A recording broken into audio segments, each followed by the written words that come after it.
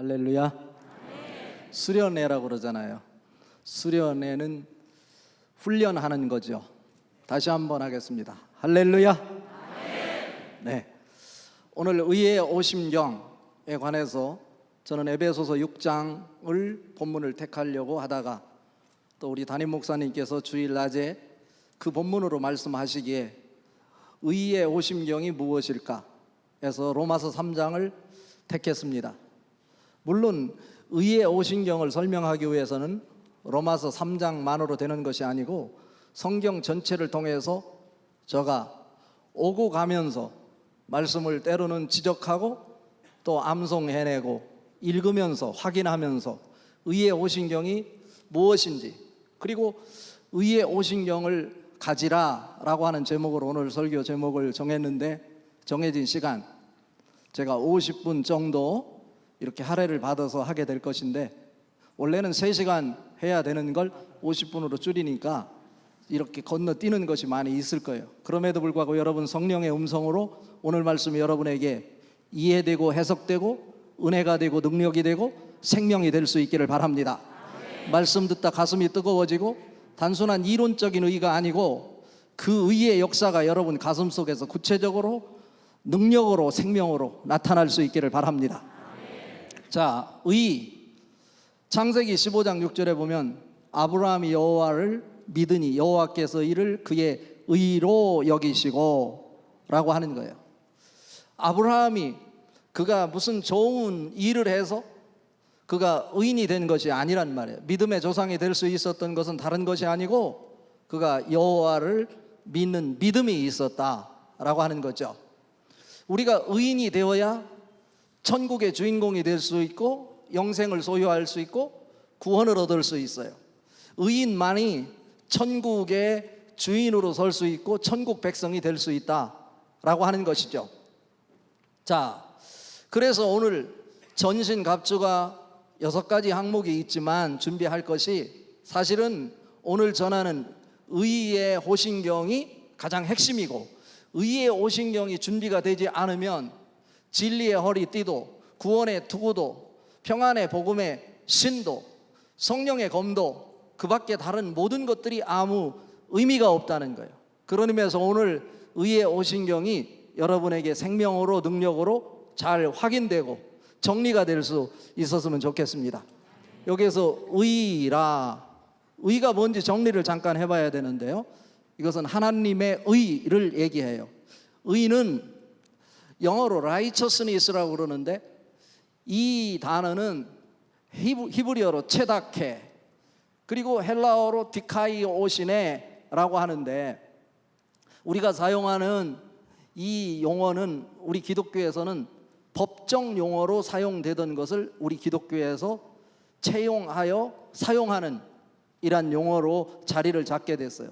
법정에서 죄를 진 사람들 재판을 해서 판단을 하는 것이죠. 이 사람은 죄가 있다 없다. 죄가 없을 수 없죠. 그러나 법정에서 판단하는 재판에 그 의라고 하는 것은 법적 의이고 사회적 정의를 얘기하는데, 이 법의 기준이 어디에서 만들어지냐면 하늘의 천부적 법 질서의 근거에서 사람들이 살아가는 사회에서 사람의 사회성을 이루기 위해서 만들어내는 질서를 위한 법이 저스티스라고 하는 사회 정의의 재판의 법이라고 할 수 있어요. 그러나 오늘 우리가 다루려고 하는 것은 사회 법정에서 말하는 그러한 사회적 정의나 법적 공의를 말하는 것이 아니고 그것보다 더 근원적인 것, 이 의라고 하는 것, 옳음이라고 하는 것은 이 세상을 창조하신 하나님만 가지고 계신 속성이다 라고 하는 거예요. 아담과 하와가 범죄한 것이 원죄라고 우리는 얘기합니다. 하나님만이 옳고 그름을 판단할 수 있는 이 의를 가진 자인데, 그 자리를 사람이 착취함으로 인해서 하나님 역할을 하려고 하는 것, 이것이 원죄이다 라고 하는 거예요. 그렇다면 오늘 우리 속에는 이 원죄가 얼마나 많습니까? 하나님을 제쳐놓고 하나님이 계셔야 될 자리 내가 서 있고 이것을 교만이라고 하죠.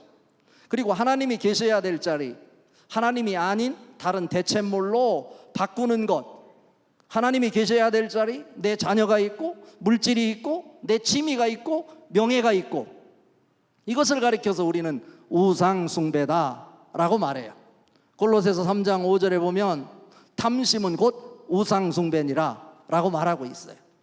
결국 그렇다면 우리는 오늘 하나님만이 가지고 있는 이 의라고 하는 것, 어떻게 하면 우리에게로 끌어와 내가 살아가는 삶의 현장에서도 그 하나님의 의가 작동되게 할 수 있을까? 우리의 과제이다라고 하는 거예요. 우리는 죄성이 있어서 끊임없이 내가 무엇을 판단하려고 그래요. 하나님 역할을 하려고 한단 말이죠. 그렇다면 하나님의 의를 어떻게 하면 우리가 나의 것으로 가져올 수 있을까? 그 해답은 하나예요. 예수 그리스도를 통해서만 가능한 거죠. 자, 오늘 본문 말씀 몇 절을 한번 읽어보면요, 21절 같이 한번 읽어봅니다. 같이 읽어봐요. 이제는 율법 외에 하나님의 한 의가 나타났으니 율법과 선지자들에게 증거를 얻은 것이라. 22절 곧 예수 그리스도를 믿음으로 말미암아 모든 믿는 자에게 미치는 의인이, 하나님의 의인이 차별이 없느니라. 23절 24절에 보면 모든 사람이 죄를 범하였으며 하나님의 영광에 이르지 못하더니 그리스도 예수 안에 있는 속량으로 말미암아 하나님의 은혜로 값없이 의롭다 하심을 얻은 자 되었느니라. 오늘 본문 26절 곧 이때 자기의 의로우심을 나타내사 자기도 의로우시고 또 예수 믿는 자를 의롭다 하려 하심이라. 28절 그러므로 사람이 의롭다 하심을 얻는 것은 율법의 행위에 있지 않고 믿음으로 되는 줄 우리가 인정하노라 말씀하고 있는 거예요. 자, 오늘 말씀을 통해서 우리는 하나님만이 가진 의를 어떻게 나에게 전달되고 나에게도 그 의가 작동되게 할 수 있을까? 오늘 말씀을 통해 한번 찾아보려고 하는데요, 다른 성경을 조금 한번 확인해 보면 로마서 1장 17절에 보면 복음에는 하나님의 의가 나타나서 믿음으로 믿음에 이르게 하나니 기록된 바 오직 의인은 믿음으로 말미암아 살리라 함과 같으니라. 여기서 하나님의 의가 우리에게 전혀 전달될 수 없는데 무엇을 통해서? 복음을 통해서 하나님의 의가 우리에게 보여지게 됐다는 거예요. 여기서 복음은 예수 그리스도를 의미합니다. 그러니까 예수 그리스도께서 이 땅에 오심으로 예수 그리스도를 영접하는 자에게 그 복음 속에 계신 하나님의 의가 보이도록 했다는 거예요. 자, 다시 한번요, 빌립보서 3장 9절에 보면 그 안에서 발견되려 함이니 내가 가진 의는 율법에서 난 것이 아니요 오직 예수 그리스도를 믿음으로 말미암은 것이니 곧 믿음으로 하나님께로부터 난 의라, 이렇게 말씀하고 있어요. 그러니까 예수 그리스도를 통해 우리에게 보여주셨고 예수 그리스도에게 보여진 그 하나님의 의를 믿음을 통해서 나의 것이 되게 되었다라고 하는 거예요. 그런 의미에서 우리 모두는 다 예수 그리스도를 믿는 믿음이 있어야 되는 것입니다. 왜냐하면 믿음이 없는 사람은 세상에 아무리 잘난 사람이라 할지라도 그 사람이 하나님의 의를 자기 것으로 만들어낼 수 없어요. 왜냐하면 믿음이라고 하는 통로를 통해서 그 의가 우리에게 전달되기 때문에 그렇습니다. 그런데 그 믿음이라고 하는 통로를 통해서 그 의가 어디에 있을까요? 이 의는 우리가 만질 수 없는 거예요. 영적인 거예요. 그렇지만 그것이 어디에 있는가 가만히 생각해 볼 때 오늘 에베소서 6장에 보니까 전신갑주를 입으라고 그랬잖아요. 그 중에 진리의 허리띠를 띠고 의의 호신경을 붙이고 라고 말씀하고 있어. 오늘 말씀의 주제는 이 의의 호신경이에요. 의의 호신경이라고 하는 것은 로마 군인이 전쟁에 나갈 때 목으로부터 이 가슴 부위와 허벅지까지를 이 적군으로부터 방어하기 위해서 막는 막이라고 할 수 있어요. 그런데 그것이 동판으로 만들어졌고 때로는 가죽으로 만들어지기도 하지만 주로 동으로 만들어져서 빛이 난단 말이에요. 빛이 나. 그 빛이 적군으로부터 비춰져서 적군들이 감히 접근할 수 없는 거예요. 그 빛은 어디에서 만들어질까요? 여기에서 말하는 의인은 머리에서 만들어지는 것이 아니고, 그 지식이 머리로서만의 지식이 아니고 우리의 마음이라고 하는, 히브리어로는 레부라고 그러고 이 헬라어로 카르디아라고 하는 이 마음 속에 믿음을 가진 사람에게 믿음을 통해서 들어와 자리를 잡고 있는데, 그 우리의 마음 속에 자리 잡고 있는 그 의가 예수 그리스도와 신비적 연합을 이루어 성령의 역사와 함께 작동된다는 거예요. 그것이 내 속에서 죄를 지은 우리가 예수 그리스도를 통해서 의로 작동되게 될 때 우리의 밖으로 그것이 빛이 비춰져서 영적 의의 호신경을 부착하게 된다. 이에 대한 일을 어디서 찾을 수 있을까 하다가 저는 다윗과 골리앗의 모습에서 찾았어요. 골리앗은 그 누구도 상상할 수 없는 그 최고의 갑옷을 입고 있었어요. 다윗은 사울 왕이 주는 그 갑옷이 맞지 않아서 입을 수 없었어. 그러나 눈에 보이지 않는 갑옷을 다윗은 입고 있었죠. 사무엘상 17장 45절에 보면 다윗이 블레셋 사람에게 이르되 너는 칼과 창과 단창으로 내게 오거니와 나는 만군의 여호와의 이름 곧 내가 모욕하는 이스라엘 군대의 이름으로 내게 나가노라. 그에게는요, 눈에 보이지 않지만 그 하나님의 은혜로 믿음을 통해서 하나님이 그에게 부여해 준 선물로서의 의가 작동되고 있었다라고 하는 거예요. 그러려면요, 이것을 제가 시간을 너무 끌으면 다른 것 못하니까 이 의에 대해서 성경은 무엇이라고 말하는가, 또 신학자들은 어떻게 이것을 해석하는가. 이것을 로마에서는 이신칭의라고 그래요. 죄는 있지만 예수를 믿는 그 믿음의 사람들에게 의인이라 재판관이 판결해 주듯이 우리에게 의인이라 이름 붙여준다라고 하는 거예요. 이것을 종교개혁자 마틴 루터는 이신칭의를 강조했어요. 이 믿음 자체를 강조하고 내가 의인이 된 것, 그것을 강조했어요. 그렇다면 이 의인 자체로 내가 구원을 받고 중생을 얻었으니 하나님 은혜 속에 아멘 할렐루야 하면서 그 감격하는 그 영적 기쁨 속에 머무르는 것으로 모든 것이 다 되는가? 아니라는 거예요. 이것을 더 발전시킨 자가 우리 장로교를 창시한 존 깔뱅이라고 할 수 있는데, 그의 책 기독교 강요를 통해서 마틴 루터가 가지고 있었던 한계성, 사회성의 문제를 어떻게 해결할까? 그 신학적 작업을 더 발전시켰어요. 그래서 그는 기독교 강요를 통해서 이 칭의보다 성화 부분을 더 앞에 기록하고 있어요. 이것을 제가 어떻게 설명해낼 수 있을까 하다가 정리를 한 것이 뭐냐면, 의인이라고 칭함을 받는 것은 하나님의 자녀가 되기 위한 작업이라면, 성화라고 하는 것은 하나님의 백성이 된 자가 어떻게 살아가야 될 것인지, 하나님 백성으로서의 그 속성을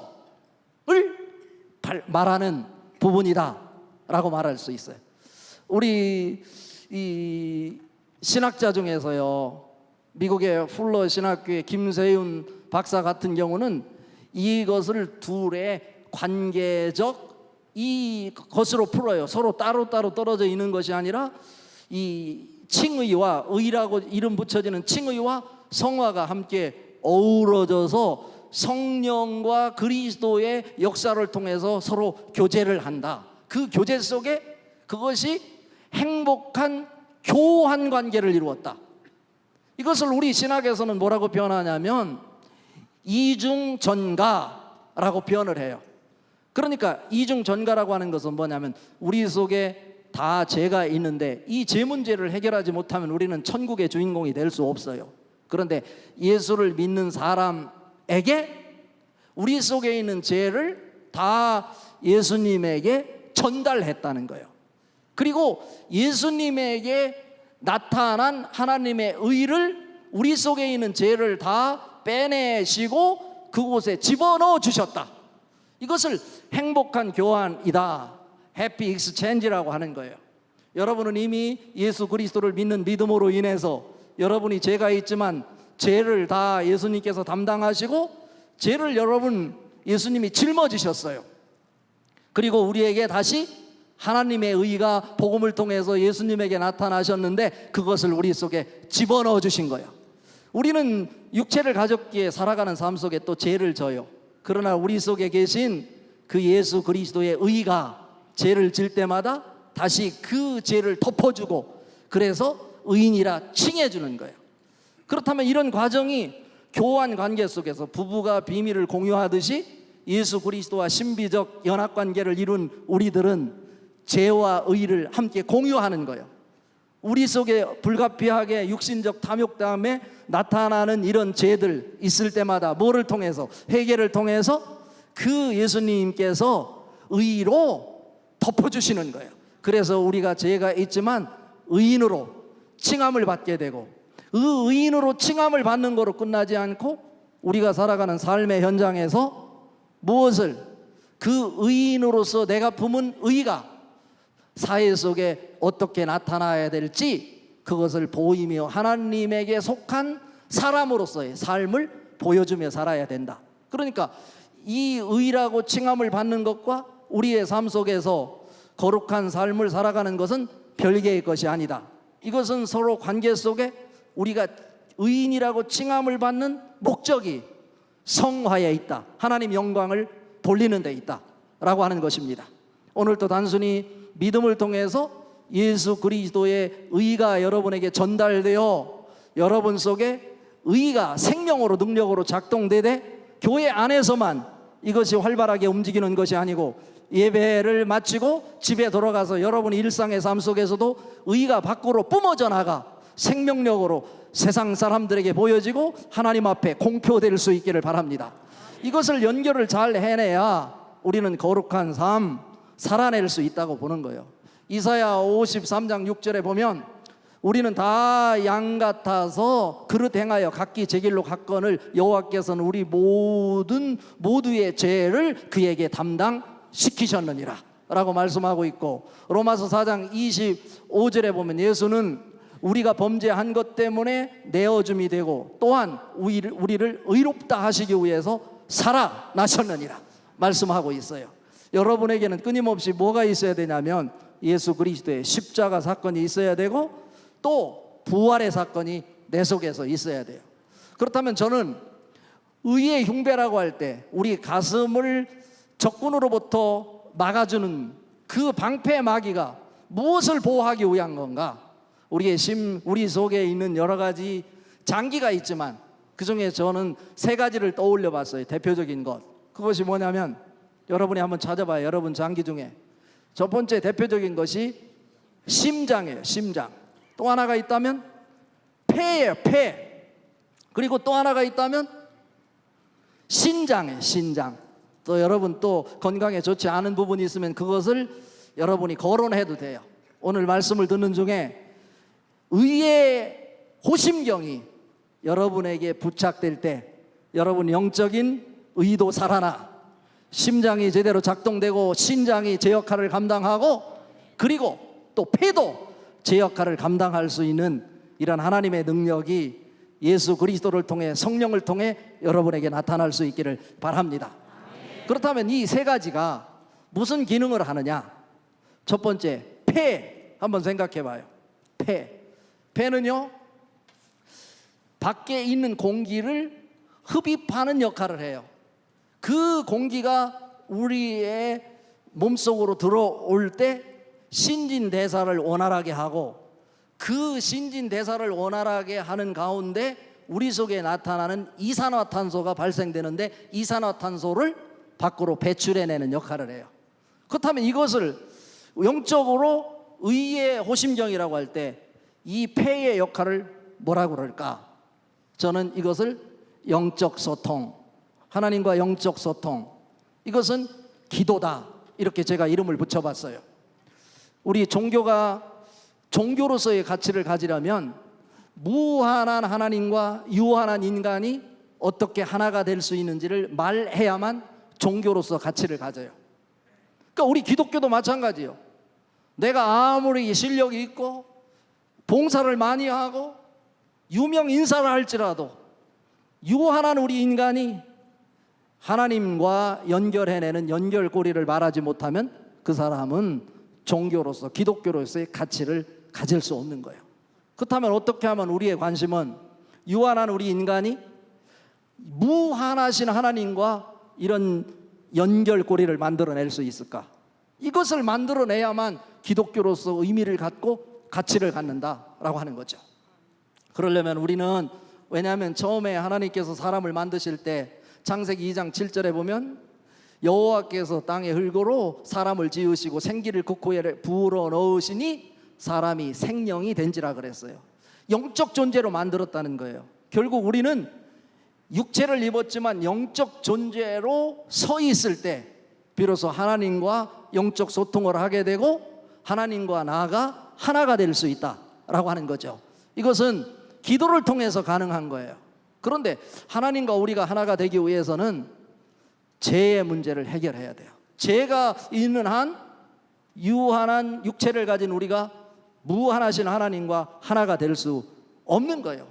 오늘 읽은 말씀 본문 로마서 3장 23절에도 보면 모든 사람이 죄를 범하였으며 하나님의 영광에 이르지 못하더니 24절 그리스도 안에 있는 속량으로 말미암아 하나님의 은혜로 값없이 의롭다 하심을 얻은 자 되었느니라 말씀하고 있고요.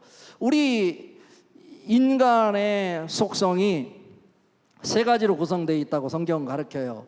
영과 혼과 육체라고요. 시편 16편 9절에 보면 이러므로 내 마음이 기쁘고 내 영도 즐거워하며 내 육체도 안전히 거하리니 11절 주께서 생명이를 내게 보이시리니 주의 앞에는 충만한 기쁨이 있고 주의 오른쪽에는 영원한 즐거움이 있나이다. 그분과 영적 소통이 있을 때 기쁨이 있고 영원한 즐거움이 내 속에서 넘쳐 흐르게 된다라고 하는 거죠. 데살로니가전서 5장 23절에도 보면 평강의 하나님이 친히 너희로 온전히 거룩하게 하시고 또 너희 온 영과 혼과 몸이 우리 주 예수 그리스도께서 강림하실 때 흠없게 보존되기를 원하노라 말씀하고 있어요. 이 세 가지 요소가 우리 속에 있단 말이죠. 그렇다면 우리 속에 있는 시공을 초월하는 영적 요소가 있을 것인데 그것은 하나님께서 사람을 창조할 때 흙으로 지으시고 그 코에 생기를 불어넣으심으로 우리는 영적 존재가 된 거예요. 그렇다면 육체를 입었지만 죄의 문제가 해결될 때 우리는 영적 존재로 살아갈 수 있겠다라고 하는 거죠. 그럼 죄 문제를 어떻게 해결할 수 있을까라고 하는 거죠. 이사야 59장 1절 2절에 보면 여호와의 손이 짧아 구원하지 못하심도 아니요 그 귀가 둔하여 듣지 못하심도 아니라 너희 죄악이 너희와 너희 하나님 사이를 갈라놓았고 너희 죄가 그의 얼굴을 가리워서 그에게서 듣지 않으시게 함이라 이렇게 말씀하고 있어요. 자, 이뿐입니까? 성경의 수많은 곳에서 우리의 죄 문제가 해결되어야 영적으로 하나님과 하나가 될 수 있음을 이야기하고 있어요. 사도행전 2장 38절에 보면 베드로가 이르되 너희가 회개하여 각각 예수 그리스도의 이름으로 세례를 받고 제사함을 받으라 그리하면 성령의 선물을 받으리니 죄 문제가 해결되어야 성령님께서 내 속에 들어오시는 거예요. 로마서 8장에서도 12절에 보면 그러므로 형제들아 우리가 빚진 자로 돼 육신에게 져서 육신대로 살 것이 아니니라.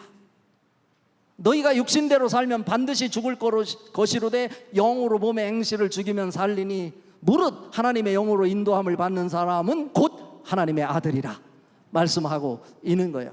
그렇다면 우리 속에 그냥 단순히 죄 문제를 어떻게 해결할 거냐? 저는 2000년 전에 있었던 십자가 사건이 단순히 과거로 끝나면 안 된다고 보는 거예요. 지금 우리가 살아가는 이 삶의 현장 속에서 직접 십자가 사건이 일어나고 부활이 일어날 때 내가 영적인 자가 되고 내 속에 믿는 사람에게 찾아오신 성령님이 영으로서 우리와 소통을 하게 될 수 있다라고 하는 거예요. 성경 구절을 몇 구절 한번 확인해 보면요, 베드로전서 2장 24절 25절에 보면 친히 나무에 달려 그 몸으로 우리 죄를 담당하셨으니 이는 우리로 죄에 대하여 죽고, 십자가예요, 의에 대하여 살게 하려 하심이라. 부활이에요, 부활. 그러고 났더니 그가 채찍에 맞음으로 너희가 나음을 얻었나니 너희가 전에는 양과 같이 길을 잃었더니 이제는 너희 영혼의 목자와 감독 되신 이에게 돌아왔느니라. 그래서 결국 우리가 하나님과 십자가 사건을 통해서 부활을 경험하고, 부활을 경험한 자가 지금 이 순간에도 내 속에 계신 성령님과 소통을 하게 된다라고 하는 것입니다. 골로새서 3장 1절부터 3절까지도 말하죠. 그러므로 너희가 그리스도와 함께 다시 살리심을 받았으면 위의 것을 찾으라. 거기는 그리스도께서 하나님 우편에 앉아 계시느니라. 위의 것을 생각하고 땅의 것을 생각하지 말라. 이는 너희가 죽었고, 너희가 죽었다고 할 때 내가 죽었다는 거예요. 육신적인 소욕이 십자가에 못 박혀 죽었다는 거예요. 너희 생명이 그리스도와 함께 하나님 안에 감추었음이니라. 부활을 얘기하는 거예요. 특히 갈라디아서 2장 20절을 한번 확인해 보십시오. 내가 그리스도와 함께 십자가에 못 박혔나니 그런즉 이제는 내가 사는 것이 아니오 오직 내 안에 그리스도께서 사시는 것이라. 내가 육체 가운데 사는 것은 나를 사랑하사 나를 위하여 자신의 몸을 버리신 하나님의 아들을 믿는 믿음 안에서 사는 것이라. 여기서도 NIV 영어 성경에 보면요, 단순하게 I was crucified with Christ라고 말하지 않아요. 단순히 십자가 사건이 과거의 사건이라고 말하지 않고 I have been crucified with Christ라고 말해요. 현재 완료형으로 써요. 과거에 있었던 십자가 사건이 지금까지 이어져 오고 있다는 거예요. 여러분에게 십자가 사건이 나타나서 부활을 경험하되 여러분 속에 있는 제 문제가 다 해결되어 여러분이 영적 존재로 세워질 수 있기를 바랍니다. 에베소서 4장 22절부터 24절에 말합니다. 너희는 유혹의 욕심을 따라 썩어져가는 고습을 쫓는 옛사람을 벗어버리고 오직 너희 심령이 새롭게 되어 하나님을 따라 의와 진리로 거룩함을 입은 새 사람을 입으라 말씀하고 있어요. 새 사람이 뭐겠어요? 예수 그리스도와 성령으로 이 친밀한 관계를 이루어 하나님의 자녀가 되어 성령님과 소통하며 하나님의 뜻을 품고 사는, 육체를 입었지만 시공을 초월하여 하나님과 영적으로 소통하는 그런 모습 아니겠어요? 그런 은혜가 의의 흉배를 통해 여러분에게 나타날 수 있기를 바랍니다. 자, 또 하나는, 그렇다면 우리의 가슴 속에 있는 것 중에 신장이라는 게 있어요. 신장의 역할이 뭔지 아세요? 신장은 우리가 무엇인가를 섭취하게 될 때 영양분이 있는 것하고 영양분이 없는 것을 가려내는 역할을 해요. 판단이라고 그랬잖아요. 오늘 의의 흉패가 이것이 옳은 것이냐 그른 것이냐 판단하는 것은 하나님만 하실 수 있다고 그랬어요. 하나님만 의이시기 때문에 그래요. 그렇다면 이것이 무엇일까요? 신장의 역할이 영양분과 배설물을 구분해내서, 그러니까 신장이 좋지 않으면 영양분과 배설물을 구분하지 못하니까 소변이 배출되지 않아요. 그래서 몸이 붓는다고요. 혹시 신장으로 고생하시는 분 있으면 오늘 영적인 이 의의 호심경의 말씀을 듣다가 십자가 사건의 능력이 여러분에게 나타나서 이 의 진리와 비진리가 구별되어 판단될 수 있는 이러한 능력이 경험되어 신장도 치료되고 여러분의 가슴 속에 있는 모든 이러한 오장육부가 하나님 말씀으로 생명력을 회복할 수 있기를 바랍니다. 로마서 12장 2절에 말합니다. 너희는 이 세대를 본받지 말고 오직 마음을 새롭게 함으로 변화를 받아 하나님의 선하시고 기뻐하시고 온전한 뜻이 무엇인지 분별하도록 하라. 그래서 저는요, 이 우리의 의의 흉배 속에 보호하려고 하는 이 장기 중에 신장, 이것을 말씀이라고 본 거예요. 요한복음 1장 1절 태초에 말씀이 계시니라. 이 말씀이 하나님과 함께 계셨으니 이 말씀은 곧 하나님이시라. 요한복음 1장 14절에 말씀이 육신이 되어 우리 가운데 거하심에 우리가 그의 영광을 보니 아버지의 독생자의 영광이요 은혜와 진리가 충만하더라.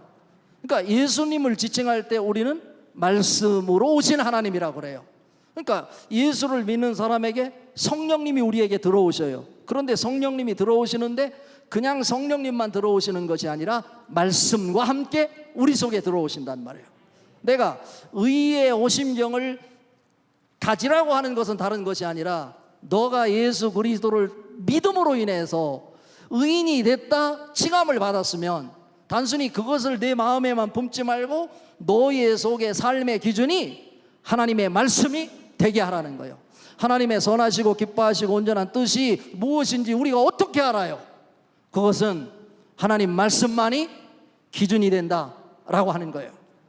성경에 보면 하나님 말씀에 관해서 또 언어에 관해서 많은 말씀이 기록되어 있어요. 제가 기억하는 것만 하더라도 언어에 관한 말씀이 257구절이나 있어요. 제가 그 성경 구절 다 암송했는데 그걸 이 시간 하다 보면 또 언제 또 내일까지 가잖아요. 그래서 저는 이 말씀이 히브리서 4장 12절 13절에 보세요. 하나님의 말씀은 살았고 활력이 있어 좌우의 날선 어떤 검보다도 예리하여 혼과 영과 및 관절과 골수를 찔러 쪼기까지 하며 또 마음의 생각과 뜻을 판단하시나니 지으신 것이 하나라도 그 앞에 나타나지 않음이 없고 오직 우리의 결산을 받으실 이의 눈앞에 만물이 벌거벗은 것 같이 드러나리라.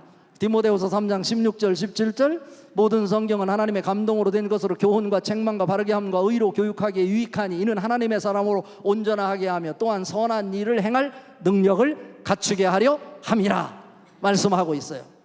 이 성경 말씀이요 이 세상을 창조한 말씀이에요. 여호와께서 이르시되 빛이 있으라 하시니 빛이 있었고 하나님 보시기에 좋았더라.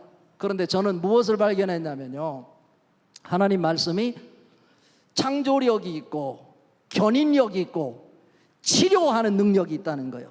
그런데 그것이 하나님 말씀에게만 있는 것이 아니라 의의 호심경을 다한 믿음의 사람, 하나님의 가족이 된 사람에게 그 창조의 능력이 담겨있는 하나님의 말씀을 우리의 혀에 담아주셨다는 거예요.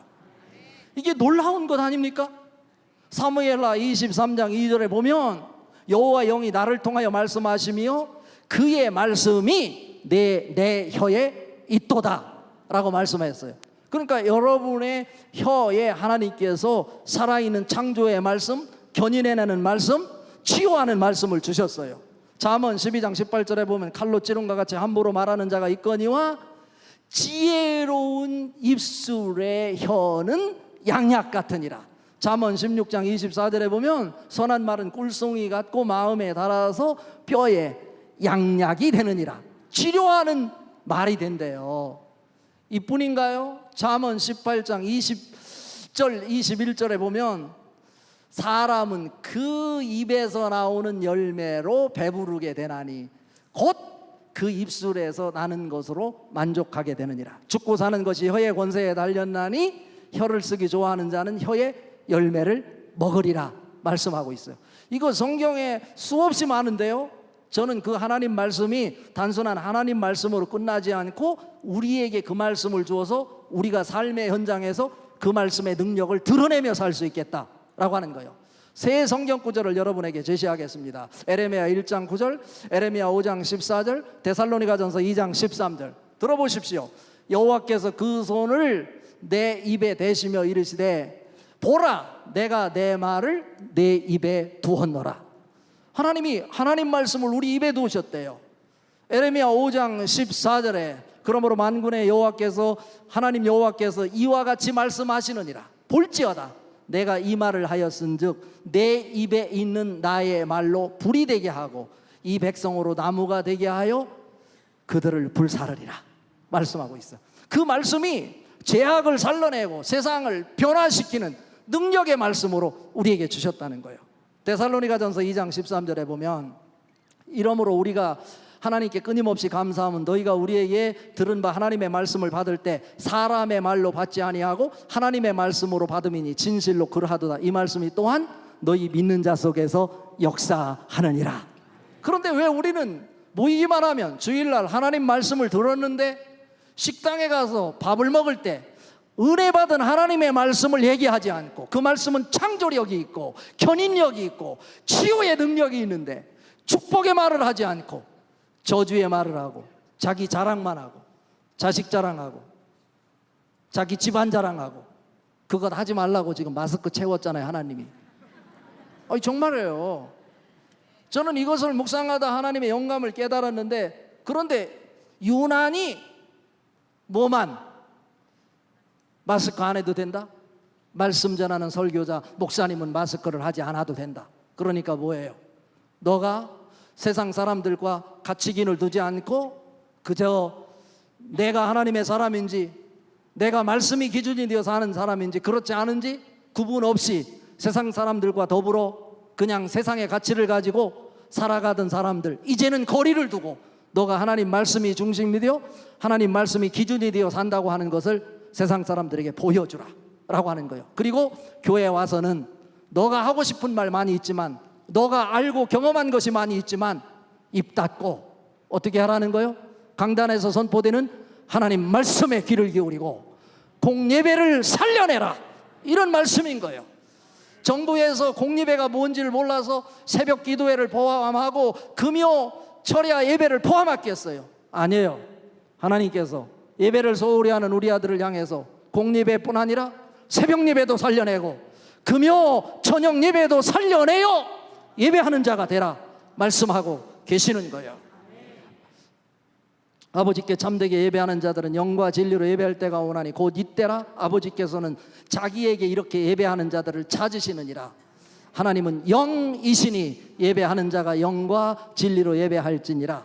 고린도서 3장 17절에 보면 주는 영이시니 주의 영이 계신 곳에는 자유가 있느니라 말씀하고 있어요. 여러분, 영적인 하나님을 만나려면 예배에 참여해야 돼요. 그리고 예배에 참여해서 말씀을 들어야 돼요. 그런데 이 말씀이 여러분 삶의 매뉴얼이 되어야 된다라고 하는 거예요. 삶의 매뉴얼이 되어야 된다. 여러분, 기독교인이라는 게 뭔지 아세요, 여러분? 여러분 모두가 다 기독교인이신가요? 무엇 때문에 기독교인이라고 말할 수 있어요? 기독교인의 기준이 되는 게 무엇인지 혹시 아세요? 뭐 예배 드린다고? 내가 헌금 한다고? 내가 봉사한다고? 기독교인인가요? 아니에요. 성경에서 그 해답도 찾아야 되는 거예요. 로마서 8장 9절에 보면 분명히 말씀하고 있어요. 만일 너희 속에 하나님의 영이 계시면 너희가 육신에 있지 않고 영에 있나니 누구든지 그리스도의 영이 없으면 그리스도의 사람이 아니니라 말씀하고 있어요. 그리스도의 영이 우리 속에 있어야 기독교인이라 이거예요. 요한일서 5장 12절에도 말하죠. 아들이 있는 자에게는 생명이 있고 하나님의 아들이 없는 자에게는 생명이 없느니라. 그러니까 여러분 살아가는 삶 속에 말씀이 삶의 기준이 되고 인생의 매뉴얼이 되어야 된다는 거예요. 그러니까 이 설교 시간에는 그냥 아멘 아멘 하는 것이 아니라 끊임없이 갈등이 일어나는 시간이에요. 왜? 내 생각이 있고 내 경험이 있고 내 지식이 있는데 하나님께서는 너 경험이 아니고 너 기준이 아니고 이 하나님 말씀이 기준이 되게 하라는 거예요. 믿음이라는 게 뭡니까? 동일한 상황에서 하나님의 말씀이 기준이 되어 그 상황을 보고 판단하는 것, 이게 믿음이에요. 그러니까 내 생각을 끄집어내고 하나님의 생각을 집어넣는 것, 이것이 믿음이고 구원이라고 할 수 있어. 그러니까 구원이라는 것은 세 가지가 있어요. 장소 이동으로 구원, 애굽에 있던 이스라엘 백성들이 가나안 땅에 왔고, 두 번째는 신분 이동이에요. 세상을 주인으로 모시고 살던 사람이 하나님을 주인으로 모시는 하나님의 백성이 된 것, 이것까지는 잘해요. 그런데 현대 기독교인들이 세상으로부터 지탄을 받는 이유는 뭐냐면 세 번째 구원을 이루지 못하고 있다는 거예요. 그 세 번째 구원이 뭐냐면 생각의 이동인 거예요.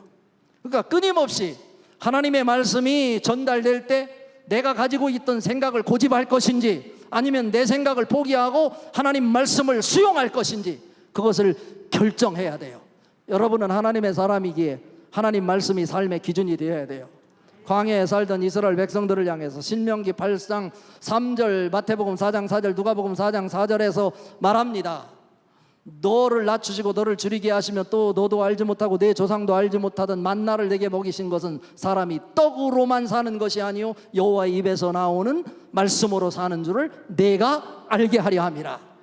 신명기 8장 16절에 말합니다.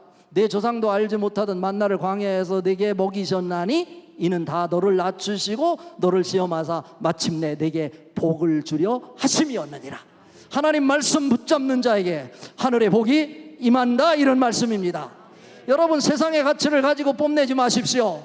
오직 하나님 말씀이 기준이 되어 내 생각이 있지만, 내가 하고 싶은 말이 있지만 하나님 말씀이 기준이 되어 하나님이 말씀하시면 가던 길도 중단하고 돌아서서 하나님이 이끄는 방향으로 가십시오. 이것이 바로 회개 아닐까요? 죄라면, 관역으로 벗어난 것이 죄라면 하나님 말씀이 기준이 되어 올바른 관역의 자리로 되돌아와 하나님과 함께 가까운 거리를 유지하며 사는 것, 이것이 바로 신앙인 말씀이 기준이 되는 것. 이것을 성경에서는 온유라고 그래요. 온유를 헬라어는 프라우테스라고 그러고요, 이것을 영어로 젠틀리스라고 그래. 신사라고 그러는 거예요. 신사는 뭐냐면 좋은 양복을 입고 좋은 구두를 신었다고 해서 신사가 아니고, 이 온유라고 하는 것은 그냥 굽실거리는 게 온유가 아니고요, 어린아이가 막 열이 나서 막 40도씩 넘어요. 이 아기 엄마가 얼마나 걱정이 되겠어요. 병원에 갔더니 약을 제조해 줘서 약을 먹고 한심 자고 일어났더니 열이 꺼져서 깜짝같이 나았어요. 이렇게 뭐에 의해서?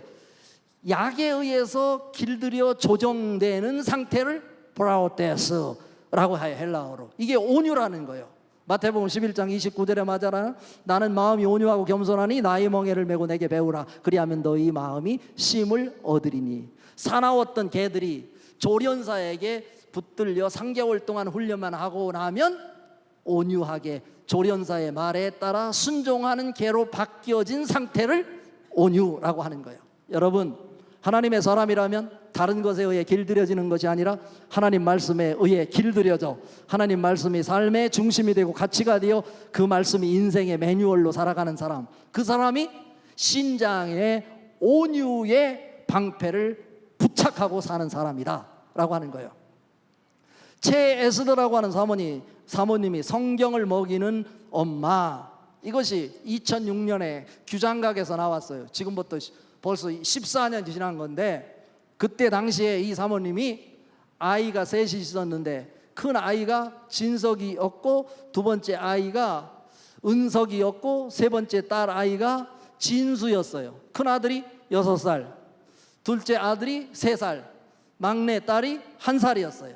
그는 어떻게 해서라도 하나님 말씀으로 아이들을 가르치고 교육시키고 싶어서요, 끊임없이 말씀을 아이들에게 암송시켰어. 근데 6살 먹은 아이가 성경 구절을 300구절 암송해요. 놀라지도 않네. 3살 먹은 이 은석이가 12구절을 암송해요. 그리고 이 진수 1살 난 아이가 하나도 암송 못해요. 성경 전체가 성경 구절이 몇 개인지 아세요? 혹시? 성경 구절이요 31,102개예요. 저는 개인적으로 20년 전부터 신학대학 교수할 때부터 하루에 성경 구절 하나를 암송하지 않으면 내가 잠자리에 들지 않겠다. 하나님의 사람이라고 하는 기준이 뭐냐?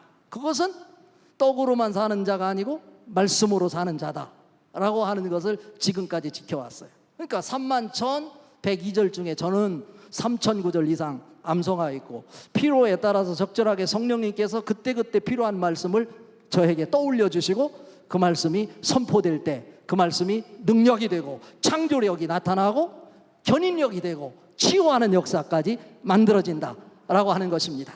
그 에스더라는 사모님이 그 책을 통해서 아이들을 성경 암송을 시키며 이슬비 성경 암송 학교를 이렇게 운영하는 책임자인데, 어느 날 그 아이들을 데리고 자기 친정집에 가는데요, 마을이 다 바뀌어졌어요. 이분이 부산대학교 법대를 나오신 분이에요. 그런데 아이들을 데리고 집에를 가는데 그 집 마을 어귀에 송아지만한 이 개 2마리가 막 짖어대는데 감당할 길이 없는 거예요. 무서워서 아기를 업고요, 벌벌 떨고 이거 어떻게 하지 하는데, 같이 갔던 6살 난 진석이가 짖어대는 개를 향해서 하는 말, 이 개는 참으로 강건하구나. 그랬더니 이 개가 꼬리를 싹 내리더니만 납작 엎드리더라는 거예요. 하나님의 말씀은 능력이 있어요. 여러분, 말씀으로 사십시오. 마지막 한 가지 더 말씀드리고 마치려고 그래요. 나머지 하나는 뭐냐면 심장이에요. 심장이 하는 일이 뭡니까? 우리 몸속에 있는 피를 모든 기관에 뿜어 전달하는 거예요. 그런데 이 심장을 저는 뭐라고 봤냐면 성령 충만이라고 봤어요. 그리고요, 이 모든 기관에 이 기능이 제 기능을 해야 되는데, 여러분 제 이름 꼭 기억해서요. 온유가 너무나 중요한 거예요. 온유가 아니, 의라는 게 너무나 중요해요. 제 이름이 불려지지 않으면 이 기능, 의의 호심경 아무 의미가 없어요. 뭐가 돼야 돼요? 제 이름이 순환이에요. 순환. 피는 순환이 돼야 우리가 생명력이 작동돼요. 그것도 보통 순환이 아니고 황순환이에요. 빛나는 금순환이에요. 속에서 이 세 가지 기능이 무엇으로? 영적 소통의 기도의 기능 통해서 하나님과 가까운 거리를 유지하는 폐의 기능. 요한복음 16장 24절, 지금까지는 너희가 내 이름으로 아무것도 구하지 아니하였으나 구하라 그러면 받으리니 너희 기쁨이 충만하리라. 야고보서 1장 5절, 너희 중에 누구든지 지혜가 부족하거든 모든 사람에게 후히 주시고 꾸짖지 아니하시는 하나님께 구하라 그리하면 주시리라 말씀하고 있어요. 이것은 성령 충만하여 심장이 능력으로 뿜어져낼 때 여러분들에게 행복이 있고 세상 사람들이 감히 영적 세계가 우리에게 접근하지 못하는 거예요. 이 의의 호심경이 동으로 만들어졌다고 그랬잖아요. 빛난다고 그랬어요. 상대방이 빛이 비칠 때 이 빛나서 눈이 부셔서 감히 접근할 수 없는 거예요. 혼란스러운 거예요. 그러려면 우리가 어떻게 해야 돼? 우리 속에 내용물을 채워야 되죠. 말씀이 채워지고 기도가 채워지고, 그래서 우리 속에 의라고 하는 것이 심장이 뿜어내어 작동될 때 능력으로 나타나듯이, 성령은 능력이에요. 능력. 다른 게 아니고 능력. 기도할 때 성령이 작동돼요. 아무리 좋은 차라 할지라도 뭐가 있지 않으면, 그 엔진에 기름이 없으면 시동이 걸리지 않아요. 불꽃이 튀지 않아요. 여러분에게 성령 충만하여 불꽃이 될 수 있기를 바랍니다. 봐요, 우리 기독교인의 약점 가운데 하나가 뭐냐면 세상에 빛을 드러내야 될 터인데, 그래서 저는 이것과 연관해서 의의 흉배 중에 심장에 해당되는 것을 고린도전서 10장 31절부터 33절까지 말씀을 제가 선정을 했어요. 우리가 31절은 너무나 잘 알아요. 그러나 32절 33절은 잘 몰라요. 그런즉 너희가 먹든지 마시든지 무엇을 하든지 다 하나님의 영광을 위하여 하라. 유대인에게나 헬라인에게나 하나님 교회에나 거치는 자가 되지 말고 나와 같이 모든 일에게 모든 사람을 기쁘게 하여 자신의 유익을 구하지 말고 많은 사람의 유익을 구하여 그들로 구원을 받게 하라 라고 하는 거예요. 심장이 뿜어져 나가고요, 이 성령 충만이 나에게서 작동될 때 나에게 내 속에 있는 하나님 말씀이 그 나침판이 되어 내 삶의 기준이 되어 밖으로 빛으로 드러난다는 거예요. 여러분 마태복음 5장 16절 보십시오. 이같이 너희 빛이 사람에게 비치게 하여 그들로 너희 착한 행실을 보고 하나님 아버지께 영광을 돌리게 하라 말씀하고 있어요. 전도지를 나눠준다고 전도가 되는 게 아니더라는 거예요. 이 말씀은 무슨 얘기냐면 우리가 처해 있는 일상의 삶 속에서 그 공동체의 자기 전문성을 통해 실력을 발휘하는 자가 되어야 된다는 거예요. 실력은 기르지 않고 내가 예수를 믿어 구원 받았네 라고 할렐루야만 하고 앉아있으면 뭐 하냐는 거예요. 사회 속에서 하나님께서 여러분에게 말씀을 주시고 재능을 주셨다면 그 재능을 발휘해서 최대한으로 그 실력을 발휘하여 그 공동체에서 인정을 받고 그 인정받은 것을 가지고 교회와 가정에 올 때 가정의 행복과 교회의 기쁨이 만들어지는 것이다 라고 하는 거예요. 부산대학교를 장설하고 연세대학교 3대 총장을 했던 윤인구 목사님이 교육이란 밖에 버려진 차가운 돌멩이를 혈맥이 흐르게 하여 생명체가 되게 하는 것이다 라고 말했어요. 우리가 가치 기준을 갖고 성령 충만한 생명력과 말씀을 가지고 세상에서 일상의 삶 속에서 자기 직업을 통해 실력을 발휘할 때 뭐가 나타나는 거예요? 사람들에게 보여지는 것이 매력이 있다. 교회는요 전도지 받고 오는 것이 아니라 저 사람은 나와는 뭔가 다른 것이 있구나. 그것을 발견하게 될 때 저 사람이 다니는 교회에 나도 한번 가봐야 되겠다, 이런 생각을 하게 되는 거죠. 베드로전서 4장 11절에 보면 만일 누가 말하려면 하나님의 말씀을 하는 것 같이 하고 누가 봉사하려거든 하나님이 공급하시는 힘으로 하는 것 같이 하라. 이는 범사에 예수 그리스도로 말미암아 하나님이 영광을 받으시게 하려 함이니 그에게 영광과 권능이 세세 무궁하도록 있느니라. 아멘. 이것이 여러분의 신앙 고백일 수 있기를 바라고, 세상을 살아가면서 세상 가치를 가지고 살지 마시고 하나님 말씀이 가치가 기준이 되되 여러분 삶 속에 언제나 여러분 속에 보면 그 의 때문에 밖으로 빛이 드러나되 그 빛이 세상 사람과는 삶이 다르고 방향이 달라서 그들이 나를 감히 접근할 수 없는 하나님의 능력과 기쁨으로 빛날 수 있는 주인공들 될 수 있기를 바랍니다. 한 가지 말씀드리면서 마치려고 그래요. 이것은 결국 뭐냐면 우리 안광복 목사님 보면서 제가 목회에 많은 도전을 배우고 많이 배우는데요, 목사님은 모든 것 다 아는 것 같지만 세상 물정 몰라요. 몰라. 적어도 40세 이상 된 어른 여자분들이 볼 때 이 강대상에서 설교를 하니까 세상 물정 다 아는 것 같지만 세상 사람들 찻집에 가서 얘기하는 거 보면 목사님 세상 물정 몰라도 너무나 모른대. 알 필요도 없어. 목사님에게 주어진 영역이 있어요. 시편 16편 8절에 시편 18편에 시편 16편 6절에 보면 내게 줄로 재어준 구역은 아름다운 곳에 있으며 나의 기업이 실로 아름답도다 라고 말했어요. 하나님이 그 사람에게 재능을 주시고 그 재능 따라 그 공동체에서 전문성을 발휘할 수 있도록 그 영역을 구역을 정해줬다는 거예요. 우리 담임 목사님은 이 강대상이 담임 목사님이 하는 영역이에요. 담임 목사님이 하시는 일에 여러분 타치하지 마십시오. 여러분 기도하십시오. 협력하십시오. 그럴 때 목회자로서의 그 달란트를 최대한으로 발휘하여 그 실력을 드러낼 수 있게 된다.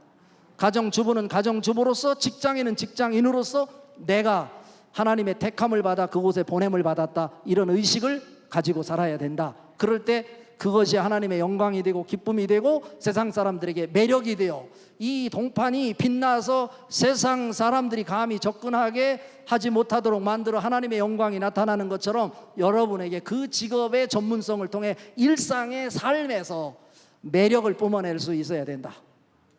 제가 신학대학교 교수로 있을 때 가서 얼마 되지 않았어요. 30대인데 농촌에서 일하다 말고 갑자기요 여름에 이 농사를 짓다가 너무나 뜨거워서 논에 가지 못하고 그만 이 들마루에 누워있다가 비몽사몽간에 하늘에서 이 글씨가 선명하게 쓰여지는 것을 봤어요. 깜짝 놀랐어요. 그 글씨가 뭐냐면 그리고 조금 지나더니 전자가 쓰여지는 거예요. 그 전 목사님에게 찾아갔어요. 내가 분명하게 선명하게 하늘에 사인을 받았는데 이게 무슨 뜻입니까? 봉창 두드리는 소리지. 갑자기 목사님이 글쎄 나는 모르겠다. 그랬더니 이분이 농사일을 집어치우고 기도원으로 보따리를 싸가지고 찾아갔어요. 기도원에 가면 약간 마시간 목사님들도 간혹 계시잖아요. 그런데 그 목사님을 만나서 그가 받은 사인에 뜻풀이를 했어요. 그게 뭐냐면 그리스도를 전하는 자가 되라. 아멘 같잖아요.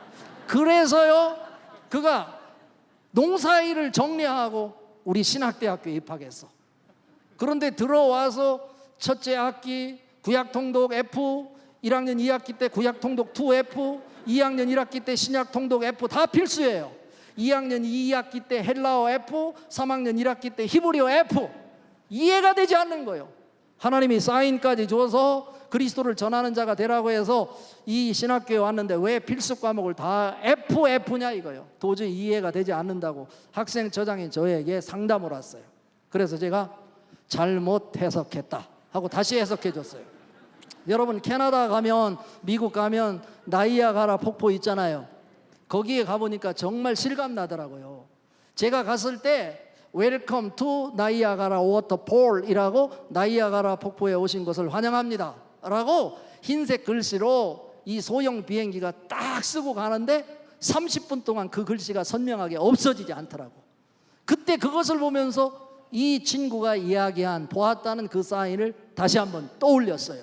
저는 거기서 무엇을 한지 아세요? 나이야 가라 폭포잖아요.